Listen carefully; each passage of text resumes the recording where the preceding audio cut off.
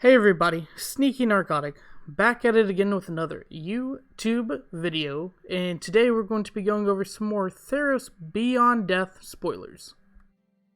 Before we get into today's video, guys, I'd please like to ask you to like, share, and subscribe. It would mean so much to me and I would greatly appreciate it. But without further ado, let's get into our first spoiler of the day, starting with Grey, Merchant of Asphodel. He is a 3 generic, 2 black creature zombie uncommon. When Grey Merchant of Asphodel enters the battlefield, each opponent loses X life, where X is your devotion to black. You gain life equal to the life lost this way. And then it explains devotion. Each black mana symbol and the mana cost of permanents you control counts towards your devotion to black. And it is a 2/4 with 2 black devotion itself. So already when it comes down, it will tax your opponent for 2, giving you 2 life, losing them 2 life. The first card I thought about when this card came out was Ayara, First of Locthwain, because herself has 3 black devotion. She's 3 drop, so you'd first get her out, and then on turn 5 get him out, and on top of that, she actually attacks 1 extra one on there with, whenever she or another black creature enters the battlefield under your control, each opponent loses 1 life and you gain 1 life. So between the 2 of these cards, if you get them out on curve and we're on turn 5 because of Grey Merchant of Asphodel being 5 CMC, she attacks your opponent for 1, then he attacks your opponent for 5, including her devotion, and then she attacks again because he came out. So that's 7 damage dealt to your opponent and 7 life gained to yourself. That's pretty good in my opinion. The other card I thought about with this is Bolas's Citadel, just because again, it has 3 black devotion, but it basically makes Grey Merchant of Asphodel free to cast off the top. You may play the top card of your library if you cast a spell this way, pay life equal to its converted mana cost rather than pay its mana cost. So if you just have Bolas's Citadel out and then you play Grey Merchant of Asphodel off of Bolas's Citadel, then you will gain the 5 life that you spent on Grey Merchant of Asphodel. So I really think this card will see play.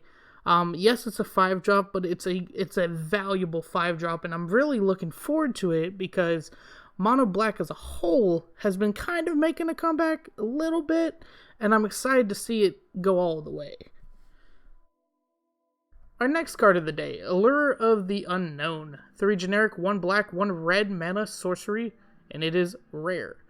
Reveal the top 6 cards of your library. An opponent exiles a non-land card from among them, then you put the rest into your hand. That opponent may cast the exiled card without paying its mana cost. The Light of Hope blinded Pantor to the ills of the world. Oh, it's Pandora's Box? Is that? Is that Pandora's Box? That's really neat. So this card is pretty interesting. You kind of run a gamble, and your opponent's doing something that your deck might help with. Your opponent could get one of those 6 cards and absolutely ruin your day. It's a sorcery speed, so you can't just be the first to take advantage of this card unless you're using the Teferi. Unless you're using Teferi Time Raveler? Yeah, the 3-drop Teferi. And he allows you to be able to play sorceries at instant speed. But he's totally out of the colors for this because he's blue and white versus this being red and black. So I don't think that that's going to be something that happens, at least often. Unless, of course, you somehow get a chromatic deck going together like Chromatic Black was. Maybe then. But really, this card, it's just interesting to me because I don't know if it will see play, but I want to say it will because it's basically a draw 5. For 5 mana in red and black, which has always had a hard time drawing cards. It reminded me of a couple different cards, not necessarily in red and black. Show and Tell. Your opponents on Show and Tell get a advantage, but hopefully your advantage is better than theirs. Also, a sorcery. Factrification. This one's an instant, thankfully, but your opponent gets to pick which of the lesser two evils you get to keep. Or I guess not which you get to keep, but they can stack it towards not wanting what you want, if that makes sense. I know that kind of is backwards. I apologize. Browbeat. So this is another thing. This card reminds me of being able to pick your poison, and Browbeat and Risk Factor are kind of the same idea here. Just, does your opponent want to take 5 damage, or do they want you to draw 3 cards? Does your opponent want to deal 4 damage to themselves, or do they want you to draw 3 cards? So it's kind of like a pick your poison, and I like it. I really do. I think for Commander this will be interesting because it can be kind of like a politic. You know, I have something pretty cool in my deck that I know your deck will do well. Go ahead and I'll choose you. This will benefit you. This will benefit me. So I think this will be really interesting for Commander especially. So I don't know. I'm going to grab me a copy. The next 5 cards, they just work so well together. They just work really well together. Tymaret Calls the Dead. 2 generic, 1 black. It is a saga. As this saga enters in after you draw your draw step, add a lore counter, sacrifice after 3 lore counters. Put the top 3 cards of your library into your graveyard. Then you may exile a creature or enchantment card from your graveyard. If you do, create a 2/2 black zombie creature token. And then the third saga says, you gain X life and Scry X, where X is the number of zombies you control. And this is an enchantment saga rarity. So, for 3 black, this isn't bad. I don't see this really seeing play as far as the zombie idea right now. But there's this whole, like, self-mill idea that I'm going to run by you guys. The only way escape works is by milling yourself, is my personal opinion. And this lets you mill, what? The top 6 cards over 2 turns? So that's not bad, especially on turn 3. It's kind of like a setup. And then also being able to just go ahead and get you a couple defenders. You know, 2/2 black zombies, not the best, but they survive the 1/1 shenanigans we keep on seeing with the Cavalcade of Calamity deck every freaking day. Hashtag ban that freaking card. Ban that card. Anyways. The next card, the Binding of the Titans. 1 generic, 1 green. As this saga enters and after your draw step, add a lore counter, sacrifice after 3. Each player puts the top 3 cards of their library into their graveyard. First saga. Instantly when it comes down. Exile up to 2 target cards from graveyards. For each creature card exiled this way, you gain 1 life. Alright. And then the third saga. Return target creature or land card from your graveyard to your hand. And it is an uncommon. So these work really well together because with these 2 cards, if they're both in your opening hand, first you play the Binding of the Titans on turn 2. And you will instantly mill 3 cards. Then you play Tymaret, Call of the Dead on turn 3, mill 3 cards. Turn 4, mill another 3 cards. That's, what? 8? 8 cards? No, excuse me, 9 cards in your graveyard to be able to hopefully use Escape. That's pretty good in my opinion. Klothys, God of Destiny. Now that you have the cards in your graveyard, let's see what we can do with it. 1 generic, 1 red, 1 green. By the way, was the Christmas creature. They released this, like, I think they released Gray version of Asphodel on Christmas Eve, and this on Christmas Day. So I kind of found it funny that they released the Gruul God on Christmas Day, but nonetheless. Legendary enchantment creature god, mythic, rare. Indestructible. As long as your devotion to red and green is less than 7, Klothys isn't a creature. At the beginning of your pre-combat man phase, exile target card from a graveyard. If it was a land card, add red or green. Otherwise, you gain 2 life, and Klothys deals 2 to each opponent. I like that it says exile target card from a graveyard. Not your graveyard, not your opponent's graveyard, a graveyard. So that gives you a lot of targets if you play those 2 sagas we just went over. Yes, it's a little bit of mana ramp, but honestly, that whole gaining life in red and green is pretty good. But dealing 2 damage to each opponent. So, of course, when it says each opponent instead of target opponent, I always think commander. This would make a great commander, in my opinion. It would need a deck to support it, but I think it could potentially be a really cool commander to brew around. And let me know what y'all think in the comment section below about any of these cards, but especially about Klothys, because the more I talk about her, surprisingly her, the more I kind of want to build around this card as commander. But anyways, the next card, Underworld Breach. 1 generic, 1 red, enchantment, rare. Each non-land card in your graveyard has escape. The escape cost is equal to the card's mana cost, plus exile 3 other cards from your graveyard. At the beginning of the end step, sacrifice Underworld Breach. So first thing about this, the escape cost is equal to the card's mana cost. That is awesome because escape costs relatively have been more than their initial. So that actually can work on cards that already have escape. Now, the other thing that I think is pretty interesting is that a lot of other cards that have escape are just in general, takes more than 3 other cards from your graveyard. And so I think that's a little bit better. This basically discounts your escape, sadly, for 1 turn. But hey, it's a 2-drop, and that gives you a lot to do in 1 turn if you're in the late game. So I appreciate it. Another thing I want to mention is if we go again back to the sagas, each one has us mill 3 cards into our graveyard. And guess what? Exile 3 other cards from your graveyard. So I think it's really important to note the connection between this card and the 2 sagas. I also would like to mention, last little thing, it can get you back any non-land card and play it.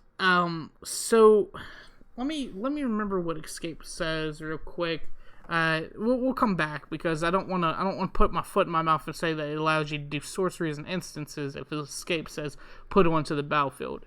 So we'll see. We'll see soon. Gallia of the Endless Dance. 1 generic, 1 green, legendary creature, satyr. A satyr legendary creature. This is interesting. It is of rare rarity and has haste. Other satyrs you control get +1/+1 and have haste.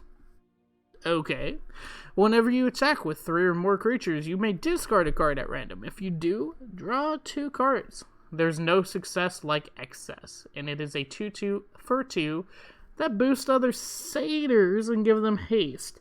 So the interesting thing about this, first off, is that it will help you. It will help you fill up your graveyard to be able to use escape.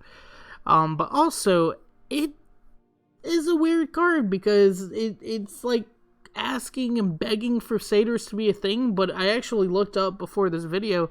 There's no satyrs in standard. There's 1 satyr in historic. And as far as I know, I've never heard of a satyr tribal in like Commander, Legacy, or Modern. So I'm very interested to see where they're going with this card, and if there is some weird, janky, like satyr-esque tribal that I don't know about. I think it's pretty neat. I do. The couple cards before I go into how all these cards really tie together and what could help them. The cards that I think could help this card is Alchemist's Greeting. This card has madness, and so if you're being able to discard a card at random and you discard madness cards, it can be pretty good being able to pay what is normally relatively a cheaper alternative mana cost instead of actually playing 5 mana in this instance instead of 2. That's pretty good. That's pretty good. The other part is those satyrs you control. I think the part that I was going to mention about this, and this actually is probably in the wrong placement, I apologize about that. Rampart Smasher, there actually was a War of the Spark. Now that's Throne of Eldraine, I want to say. Anyways, there was this whole cycle of hybrid mana creatures, and actually I have my MTGA pulled up on the other screen here. Let me look up that symbol really quick. It kind of looks like Throne of Eldraine, but it's kind of small for me, and I apologize about that. Yeah, it's Throne of Eldraine. Okay, so this card came from Throne of Eldraine, and I think there was actually a cycle that I did not pay attention to, an uncommon cycle of hybrid mana for hybrid mana creatures. And that is pretty neat for Devotion, because let's go back to Klothys real quick. Backwards. So Klothys needs 7 mana. 7 freaking Devotion for Klothys to become a creature. And it's a sizable creature. 4/5 indestructible is not something to scoff at. It gets around, Lava Coil, which is the number 1 card I can think of that can exile cards off the top of my head for cheap. Other than, of course, like Conclave Tribunal and what's the other one? Prison Realm. But anyways, I think that these little hybrid mana creatures might start seeing play just because of this Devotion stuff. Klothys has 2 itself, and then you go over here to my example of Rampart Smasher, and it has 4 Devotion. Now, again, hybrid mana still only gives 1 Devotion per hybrid mana. So it can be a red Devotion or a green Devotion on 4. It can be a red Devotion for one, a green Devotion for the other. I mean, it can't be both. I wish it could be 8 Devotion on 1 card. That would be pretty cool. But I read the ruling, it is not. And so, I'm sorry. The cards that kind of help this whole escape support deck out is Sire Conrad the Grim, which allows, it talks about when creatures die or a creature is put into a graveyard from anywhere other than battlefield, or a creature card leaves your graveyard, Sire Conrad the Grim deals 1 damage to each opponent. So it's a lot of pinging damage for creatures going to your graveyard, creatures escaping and then also leaving the graveyard to exile is another ping on the Sire Conrad the Grim. So I think that will be interesting. Plus, you also let you put cards into your graveyard to let you escape. Glowspore Shaman. Again, putting cards into your graveyard. She puts top 3 of your library into it. You may put a land card from your graveyard on top of your library. It's, again, 3 cards into your library, but also being able to let you keep a land if you need a land, Fires of Invention. So, because of escaping, Fires of Invention might become better because, yes, you can only play 2 spells, but escaping, if I'm not mistaken, is not a cast. And so you can play more than 2 spells a turn, but you can you can cast only 2 spells with Fires of Invention. So I think Escape might help Fires of Invention out a lot. We'll see about that. Command the Dreadhorde. This is another one I just think, with the whole idea of milling yourself, that Command the Dreadhorde could be pretty cool, pretty decent. As a backup, in case you don't want to escape all your creatures, they can just be escaped. Not really, but relatively, with Command the Dreadhorde. And Underrealm Lynch, which also, it lets you mill yourself. I don't really like Underrealm Lynch because I feel like he is turbo milling the crap out of you, and it's not legendary, so if you put another one down, if you draw a card instead, look at okay, well, it's a static ability, not a stackable ability, so I'm wrong about that. But, I don't know. I've always felt a little bad about Underrealm Lynch, and honestly, with these cards, I'm not a big fan of Escape. If I'm not mistaken, this is still not the right slide. So let's continue before I go on my rant about Escape. I had the translation put to the right here. Wrath of Storm, 2 generic, 2 red mana. It is a sorcery. It is of rarity. It says Wrath of Storm deals 4 damage to each creature in Planeswalker. For 4 mana, that's not bad. That actually is like a board wipe.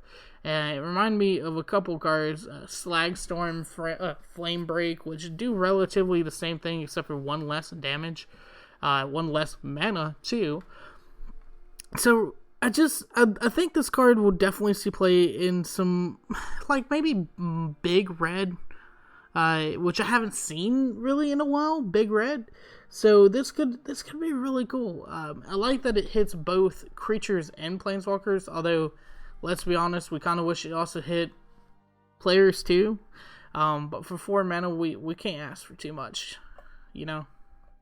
The next card, Chained Guardian. 1 generic, 1 red, and 1 green mana. Creature, Minotaur, Warrior, Uncommon. Has Trample. Chained Guardian can't attack unless you control another creature with power 4 or greater. So, already, I don't like this card. It's not that great, in my opinion. Yeah, it gives you a devotion to red. Yeah, it gives you a devotion to green. So, maybe Klothys. But not being able to attack unless you control another creature with power 4 or greater. So, this is basically a 4/4 defender, for 3. That has trample, but you can't do anything with it because you need another creature with power 4 or greater. So a lot of times this card will just sit there. Even in, like, sealed, this card might just sit there. And I don't like that. Thirst for Meaning. 2 generic, 1 blue, instant common. Draw 3 cards, then discard 2 cards unless you discard an enchantment card. A Sip of Recollection, an Ocean of Regret. So, this card, I think it's bad, to be honest. It's kind of like a loot, I think is what they call drawing cards, then discarding cards, or maybe, yeah, no, this is loot, not rummage. So, I don't like drawing cards and then discarding them. This reminds me a lot of Chart a Course, and Chart a Course was good because the way to get around Chart a Course was easy. You just attack with a creature. But with this card, having to discard an enchantment, and, like, what if you just want to spell sling with instance? It would make more sense if this was on an enchantment, and it said, when it comes down, draw 3 cards. Unless you draw 3 cards, then discard 2 cards. Unless you discard an enchantment card. That would make more sense to me. But anyways. Nylea with Sharp Eyes. I actually translated the name. I might be totally wrong.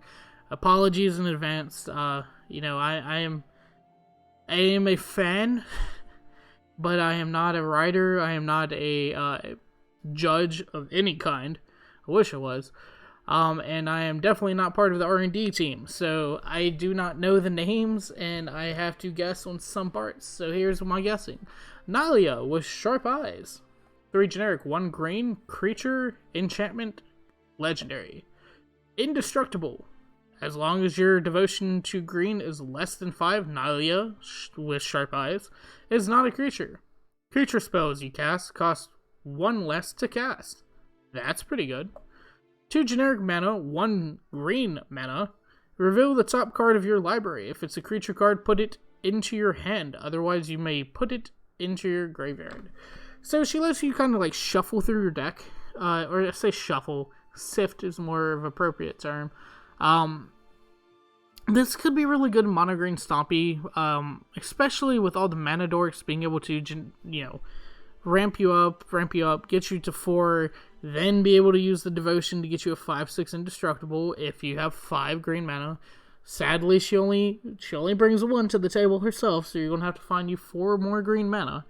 But she does again let you draw creatures, and that's pretty good. That's pretty good, letting you draw creatures or just explore. Well, I guess explore would probably be the worst term here, because then you would be drawing lands. I guess she lets you surveil. That would be a more appropriate term. This is kind of like a surveil card. And then again, she can help you get your escape. I really think they're trying to push escape, and I don't appreciate it because escape, in my opinion, is such a terrible mechanic. But we'll go over that in a second. Woe Strider, 2 generic, 1 black, creature horror. It is a rare. When Woe Strider enters the battlefield, create a 0/1 white goat creature token. Sacrifice another creature. Scry 1. Not the best sacrifice outlet, but hey, you don't have to pay mana to do it. Escape. 3 generic, 2 black mana, exile 4 other cards from your graveyard. You may cast this card from your graveyard too for its escape cost. Okay, so it does say cast. I apologize. I misread this earlier. Forget what I said about Fires of Invention. Let me double check that real quick. I'm sorry.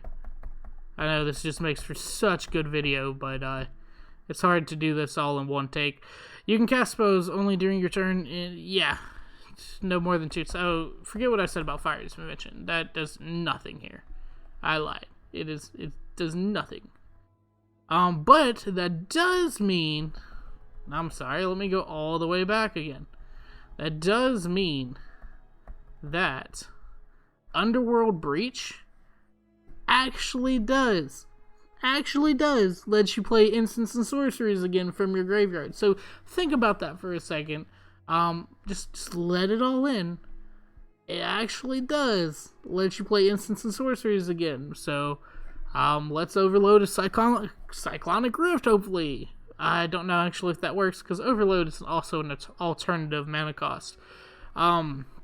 Again, not a judge. Kind of wish I was right about now, but not a judge. I'm trying to think of other cards. I really, the number one card I thought about with this Underworld Breach, which is probably my card of the day. If I got to pick a card of the day, this card saved escape for me and like totally made my day for Commander. If somebody was to destroy your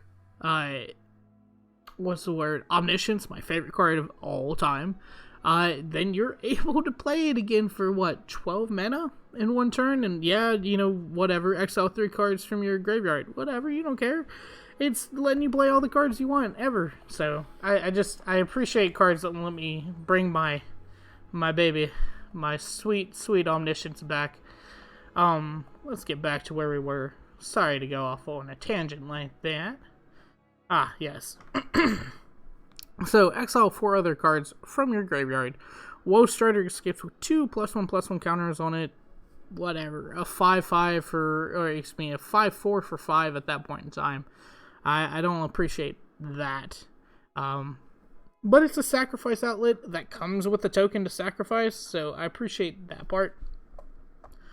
Midnight Reaper letting you draw cards off of sacrificing creatures, so you get to scry a card and then you get to draw a card. I think that's pretty good. Liliana Dreadhorde General, again, let you draw cards off of scrying cards, and then you can, or off of sacrificing creatures, which you can scry before you draw. And then on top of that, she gives you more tokens to be able to scry and draw off of. So I think that this is a very good way to continue the draw engine that Black wishes it had. So I'm really hoping that this kind of fixes Black as far as like a draw engine, because you do not want to continue to take that 1 damage from Midnight Reaper over and over and over again. But anyways, excuse me. Erebos, Bleak-Hearted. 3 generic, 1 black, legendary enchantment creature, god, mythic, rare. It is indestructible as long as your devotion to black is less than 5 per. Erebos isn't a creature. Whenever another creature you control dies, you may pay 2 life. If you do, draw a card.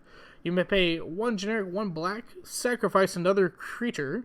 Target creature gets -2, -1 until end of turn. And it is a 5/6 for 4, as long as you can find 5 devotion. So, let's talk about its abilities real quick. Erebos kind of disappointed me. I was hoping it would do something more along the lines of a Dictate from the old set, where if you were to lose a creature, all your opponents had to sacrifice a creature as well. Whenever another creature you control dies, paying 2 life to draw a card is shocking yourself to draw a card. I don't know if I like that. Plus, it has another condition. You have to have your creature die. 1 generic, 1 black, sacrifice another creature. Target creature gets -2, -1 until end of turn. So yes, it turns itself on by doing that, but also -2, -1. It needs to be the other way around. -1, -2. So that way you can kill some things with those negative, especially the gods. I guess that's probably why they didn't do it, is because if it was -1, -2, and you had another Erebos on the field across from you, you could kill that Erebos by paying 6 mana and sacrificing 3 creatures. But then again, that would make sense. So I don't know. Again, the Midnight Reaper plus Liliana, being able to have a sacrifice outlet that does something, but also draw a card, then draw a card, then draw a card, and of course Liliana giving you tokens to be able to do this with. So I appreciate that. I think that, I honestly think all the gods will see play, even though some of them don't deserve a chance, to be honest. And Erebos, I believe, is one of those. I don't see it really, unless it's in like a white and black deck. I don't really see it, seeing it played. But anyways. Nyx Lotus. 4 generic legendary artifact rare. Nyx Lotus enters the battlefield tapped. Tap it, choose a color, add an amount of mana of that color equal to your devotion to that color. Your devotion to a color is the number of mana symbols of that color and the mana cost of permanents you control. There you go. So this and all other Lotus cards are based off of Black Lotus, but the other card that I always see when I see Lotus is Gilded Lotus, because it is, again, based off of Black Lotus, but it was also a card that I actually play with, and saw a lot of play in Commander, so I think if basing this off of Gilded Lotus, Nyx Lotus will probably see a lot of play in mono-colored Commander, in my opinion, because I've seen some mono-colored Commanders that, can get by themselves, like, 4 to 5 of that chosen color, easily paying for Nyx Lotus itself, so I think that would be pretty good. Again, Ayara. So Ayara is actually also a cycle. It's a cycle of, if I'm not mistaken, 3 devotion lords from each. And I might be wrong about that, but I'm pretty sure I'm right. Legendary and Throne of Eldraine.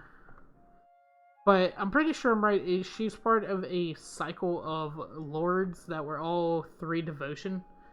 And so, I think that those are going to help out with this Nyx Lotus a lot. And of course, it's not just one card that gives all the devotion. And yes, I am right that, let's see, Yorvo, Torbran, Ayara, Gadwick, Linden, and I think that's it. Yeah. That's it. So those are the different lords that all have 3 devotion in their mana cost. Of course, all being different mana costs as a whole, but 3 devotion nonetheless. That can at least make Nyx Lotus do the exact same thing as the Gilded Lotus. So I really appreciate that. That they kind of thought of Nyx Lotus the set before. I always appreciate when they do something like that. The other thing I was going to say, yeah. So this is, again, going back to the Throne of Eldraine 4 hybrid mana creature cycle. This gives you the opportunity, this particular card, for black mana or for green mana, because it's still a devotion either or. So I like it, I dig it, I love it, and I want some more of it. Nyx Lotus is probably going to be good. I would imagine getting not 4 copies, because I don't see a play set of Nyx Lotus, although possibly, you never know. But yeah, I really think that Nyx Lotus, at least get yourself 1 copy to play in Commander. I do also want to say, last thing about Nyx Lotus, and I didn't put this up there, but Kaora, the one from War of the Spark that untaps target permanent with her -1 ability, yeah, that's going to be ridiculous if Nyx Lotus and one of these is on the field at the same time. That's going to be pretty good, being able to get like 8 mana off of a mana rock, Ox of Agonas. So here we go. Get ready, settle in. Here comes my escape rant. We'll read the card, then we'll rant about it. So, Ox of Agonas. 3 generic, 2 red, creature Ox, mythic rare. When Ox of Agonas enters the battlefield, discard your hand, then draw 3 cards. Okay, that's lame. Escape. Pay 2 red mana and then exile 8 other cards from your graveyard. And you may cast this card from your graveyard for its escape cost. Ox of Agonist escapes with a +1/+1 counter on it. Yay! A 5/3 at that point in time. Ox, which does nothing as far as tribal. So here's my rant. Get ready. Why escape cards suck. Number 1, alternate mana cost is sometimes more. This is a bad example. I have another example in a second, but the alternate mana cost for this is still pretty hefty. It's 8 other cards from your graveyard to be exiled. For you to pay, 3 generic cheaper to bring it out, and then it becomes a 5/3. I just don't think it's worth the payoff. And they gave this thing a mythic rarity. That's BS, dude. Yeah. Discard your hand, draw 3 cards, whatever. Draw a power in red, but it's not worth it. It's so not worth it. Exiling cards from your graveyard. That's the problem with Escape. You get all these cards in your graveyard, and you're like, well, sometimes I can recur them, and sometimes I'll have to make a choice because it's narrowing my number down every single time I escape.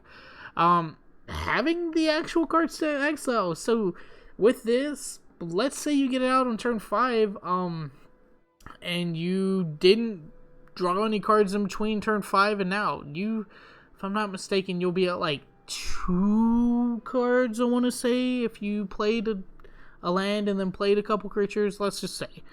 So you discard 2 cards, and then you draw 3 cards. Well, you're not going to get that escape cost off. Exile 8 other cards with only 2 cards in the graveyard. So you have to make sure you have cards to exile. And most of these exile cards are not worth the exile. Like, especially the stupid Elspeth. I cannot believe they've ruined Elspeth. I'd rather have the Planeswalker deck version of Elspeth, if that is the Planeswalker deck version of Elspeth, the non-escape version, than the actual escape version for the main set. So I really do not appreciate these escape cards that do relatively nothing when they come back out. And you may cast this card from your graveyard for its escape cost, but you can't cast it at instant speed, from what I understand. That's another thing. And here's the prime example of one of those cards where the alternate mana cost is sometimes more, and it's still pretty freaking stupid. So Cling to Dust is another new card for today. 1 black mana, instant, uncommon. Exile target card from a graveyard. If it was a creature card, you gain 3 life. Otherwise, you draw a card. Cool. A 1 black mana draw card does something other than just draw you a card. And also, it's not negative towards you. That's nice. But the escape cost, 3 generic, 1 black, exile 5 other cards from your graveyard. That is so stupid. So stupid. At least you can play this one at instant speed, mind you, but Jesus Christ, that's so stupid. In Bleak Tezzerus, all hope crumbles in your grasp. Cool. Whatever. I don't really care about the flavor text because this card's so dumb. I really hate Escape, and if anybody from Wizards is listening to me right now, y'all had the potential to make a non-broken rebound, non-broken flashback, or even a jump start, and you made this. And please look at these 4 things and tell me if you do not personally agree with me. I don't know how this made it out of R&D. I really don't. The next card, Purphoros, Bronze-Blooded. It is 4 generic, 1 red, legendary enchantment creature, god, mythic, rare. Indestructible. As long as your devotion to red is less than 5, Purphoros isn't a creature. Other creatures you control have haste. You can pay 2 generic and 1 red mana. You may put a red creature card or an artifact creature card from your hand onto the battlefield. Sacrifice it at the beginning of the next end step. And it is a 7/6 for 5 mana. That's indestructible. I like that. Again, 5 devotion, it's only giving 1 itself, but 5 devotion is not going to be that hard to come by. 1 Tourbon, let's see here. And I really wish I did have the second screen for you guys to look at, so y'all can see me looking up cards over here.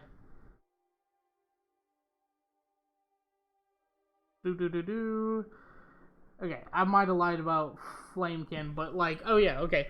So, Cavalier of Flames, Drakuseth, these are all cards that have 3 red devotion. So, I really think that Purphoros is going to be one of the best gods to play, because he himself can kind of do some trickery because of that whole alternative mana cost to put a creature down for 1 turn. Oh, speaking of which, the Drakuseth Maul of Flames, I didn't even mention that in this video, in the PowerPoint here, but now looking at that, that's pretty good, because we always try to do that Bond of Revival or Blood for Bones combo with Drakuseth, but now we can just simply you may put a red creature card or an artifact creature card from your hand onto the battlefield. Boom. It has haste because of Purphoros, so go ahead and deal you, 7 plus 3 plus 3 plus 3? So, yeah, I think that's going to be ridiculous. I kind of wish, you know what? I'm sorry. Let me get out of this real quick. I know this kind of breaks the fourth wall here, but let's actually look up the card so you guys can see it. And of course, Google Chrome's not loading today. Okay. Let's actually look up the card so you guys can see it. It's such a powerful combo. I can't believe I didn't even think about it.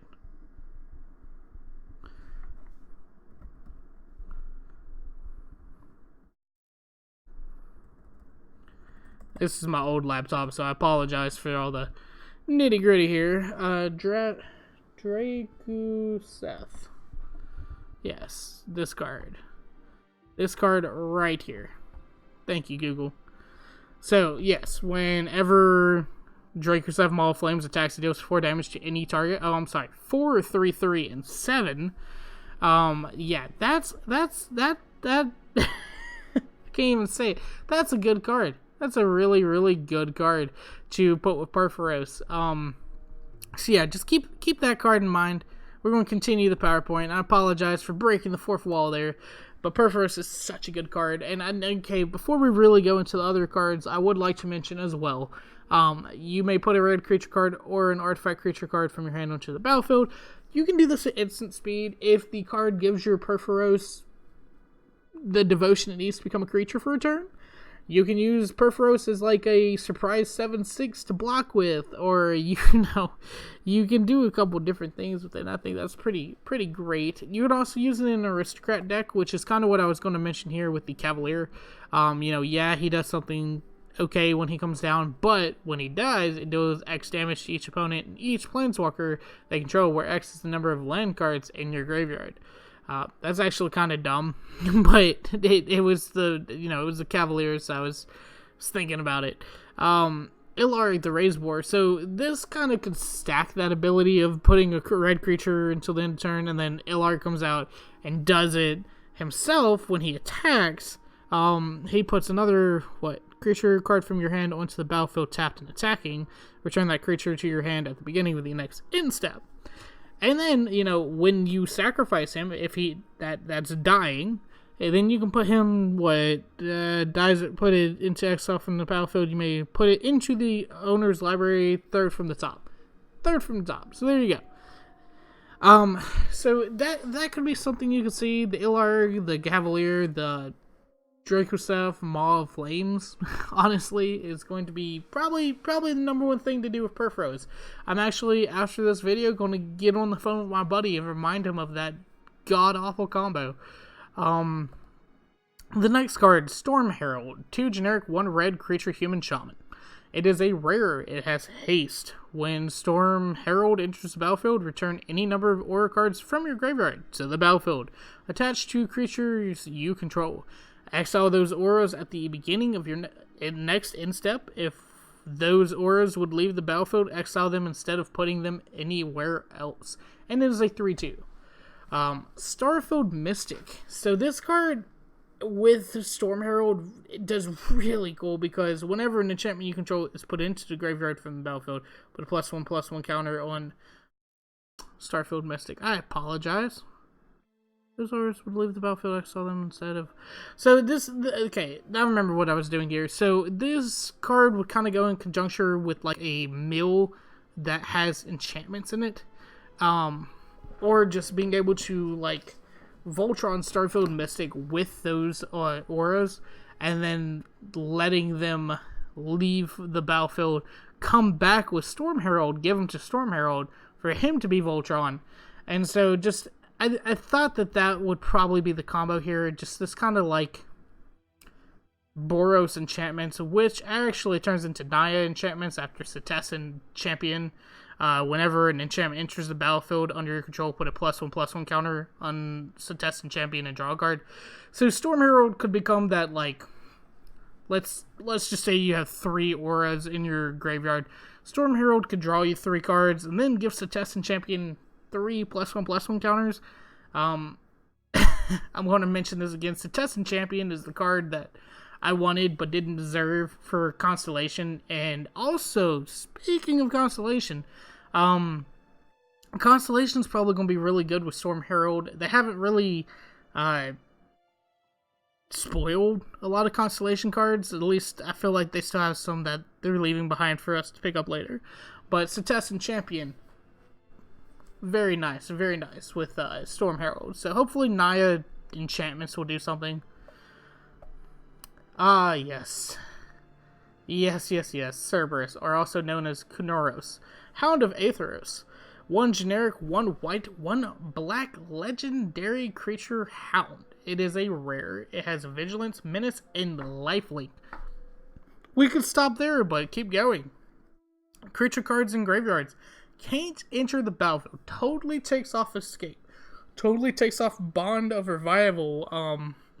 What's the other card? Blood for Bones. Players can't cast spells from graveyards. So it basically just locks down your opponent's graveyard. I like that. But also it has Vigilance, Menace, and Lifelink. Who doesn't love a little Vigilance, Menace, and Lifelink, a white and black? We already have a white-black deck that's pretty good, so I can imagine this will just get added to it as like a, not necessarily a top end, but another mid. This is me talking about it getting off it totally X-Nay Escape, and of course Bond of Revival. The next card, and I guess I didn't actually do this correctly, so I apologize. Treacherous Blessing, 2 generic, 1 black enchantment, rarity. When Treacherous Blessing enters the battlefield, draw 3 cards. Whenever you cast a spell, you lose 1 life. When Treacherous Blessing becomes the target of a spell or ability, sacrifice it. So it's pretty good that you have an easy way out of getting it off the battlefield after drawing those cards. Because, yeah, draining your life is not going to be good for a card that just enters the battlefield, draw 3 cards. I do want to say, though, that there is a good way around it, and also a way to kind of beef it. So, Impassioned Orator, whenever another creature enters the battlefield under your control, you gain 1 life. That's kind of going to negate your whole losing 1 life every single time you cast a spell, because if you're mainly casting creature spells, you're going to gain that 1 life back. So that's pretty good. And then, of course, because it's not legendary, it can stack. Then again, because Treacherous Blessing is not legendary, it can stack. So be mindful. Angel of Grace. So, yes, this one, when Angel of Grace enters the battlefield until end of turn, if your life total would go to below 1, it goes to 1 instead. So this could let you continuously use Treacherous Blessing if you had a way to continuously cast spells. For the end of turn, you can't lose the game off of Treacherous Blessing because it'll keep bringing your life total back to 1. Now that's not a good place to be, but hopefully you kill Angel of Grace and they're able to exile it and your life total becomes 10. I apologize again, I did not remember to put my transitions into the slide, and I'm kind of kicking myself because I thought I had the slide put together correctly. So I'm very sorry. I've been kicking off some cobwebs because spoiler season took a 2-week vacation. Wizards of the Coast. Villas, Broker of Blood. 5 generic, 3 black mana. 3 devotion to black right there. But legendary creature demon. Flying. And then you pay 2 life, target creature gets -1, -1, 2, and that's not what we really care about. We care about whenever you lose life, draw that many cards. So, because you're losing life to casting spells, you get to draw a card every single time you cast a spell. And I think that's pretty good. pretty freaking good with Treacherous Blessing and Vilis if you can keep your life total pretty good. Actually, come to think of it, Treacherous Blessing plus Vilis could go into my Allure deck for Commander. If anybody's familiar with Allure, it's all about gaining life and drawing cards. Now I have a card draw engine with Vilis plus Treacherous Blessing. So I really appreciate that. I do. Probably will definitely go into my Allure deck. Gotta say. The next set. So Brine Giant. Not much to talk about. 6 generic, 1 blue, creature giant, common. The spell costs 1 less to cast for each enchantment you control. Whatever. The Oracles of Malice. First of all, neither its rise from the depths nor the destruction it would leave in its wake. And it is a 5/6 giant. Interesting that giants are relatively in Nylea, but this is like the first one I've seen in blue. I gotta say that. Field of Ruin. They reprinted Field of Ruin, and I like it because it's like Underworld Field of Ruin. Very nice, very sexy. You can tap it, add a waste, or a generic, as some people call it. 2 generic, and tap it, sacrifice Field of Ruin, destroy target non-basic land an opponent controls. Each player searches their library for a basic land card, puts it onto the battlefield, then shuffles their card. For most people, I don't have to talk about Field of Ruin, but I will for those that are kind of new to the game. Field of Ruin is used basically on these decks that kind of want to play non-basic lands, want to play multiple different colors, and it's used to mainly mana screw them. It always feels like backtracking to me. I don't know if I like Field of Ruin compared to some of the other cards like Ghostly Quarters and God, I can't remember that one that I can't. It's Strip Mine. Duh. But I digress. I did want to mention that they finally finished the Scry lands. I appreciate this. The temples. Temple of Abandon, Temple of Deceit, Temple of Enlightment, Temple of Malice, Temple of Plenty. Love the art on all of these. Pretty sweet. I like that Temple of Deceit is Demir. I don't know why Abandon is Gruel. Enlightenment makes sense. Malice makes sense. Plenty makes sense. But anyways, thanks for watching. Please like, share, subscribe, do all that usual YouTube stuff. I apologize for the kind of like rough edges of this video. I again thought I had the PowerPoint put all together, and I apologize for that. But also, I'm trying to knock off some of these cobwebs, and I'm still coming back from a little bit of a cold, so I apologize if my voice isn't too sexy today, but appreciate y'all for watching anyways. Let me know what y'all think in the comment section below about some of these cards. If any one of y'all wants to debate me in the comment sections about Escape actually being good, I beg the challenge, because I really don't see how anybody thinks Escape is a good mechanic. But I'd love to change my mind. Hey, change my mind. But anyways, thank you all for watching. And this has been Sneaky Narcotic, signing off.